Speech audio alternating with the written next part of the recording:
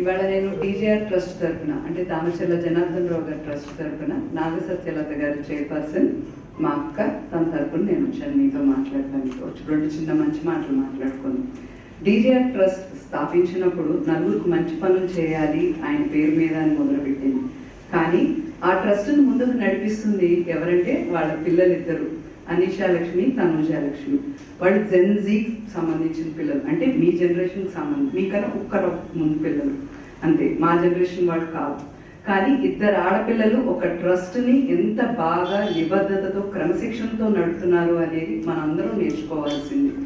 Gen Z పిల్లలైనా కానీ ప్రతి మాట జాగ్రత్తగా మాట్లాడుతూ అమ్మా నాన్నలకు ఒదిగి ఉన్నారు. ఇది చాలా ఇంపార్టెంట్. విద్య మనకు అన్నీ నేర్పిస్తుంది, కానీ ఒదిగి ఉండటం చాలా ఇంపార్టెంట్ ఇప్పుడు జనరేషన్.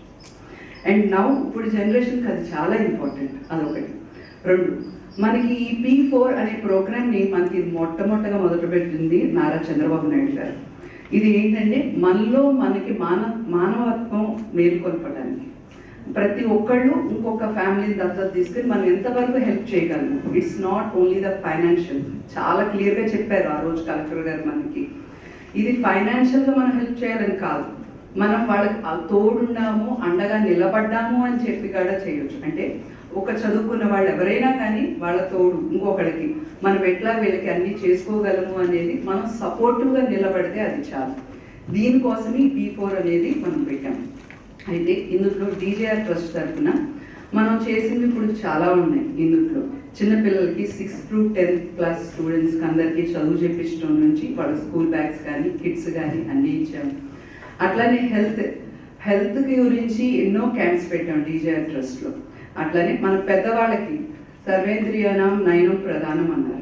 మొట్టమొదటిసారిగా హెల్త్ ఐ చెకప్ అనేది పెట్టి అందరికీ ఐ హెల్త్ క్యాంప్స్లో స్పెక్టికల్స్ కానీ అవన్నీ మంచి ఇన్స్టిట్యూట్ ద్వారా అనీషా లక్ష్మి, తనుజా లక్ష్మి చేయించారు ఆ రోజుల్లో.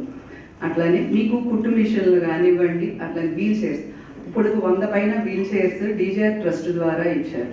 అట్లానే పర్యావరణ సంరక్షణ చాలా ఇంపార్టెంట్ అని అనుకుని మనకి మట్టి వినాయకుడి విగ్రహాలు ఆ రోజు అందరికీ ఇచ్చారు. ఈ ట్రస్ట్ ద్వారా ఎన్నో ప్రోగ్రాంలు చేస్తూనే ఉన్నాము. ఇప్పుడు వరకు మనం 1000 స్టీల్ అంబ్రెల్లాస్ ఇచ్చున్నారు. ఈ ఎండాకాలంలో జనాలు ఇబ్బంది పడుతున్నారని.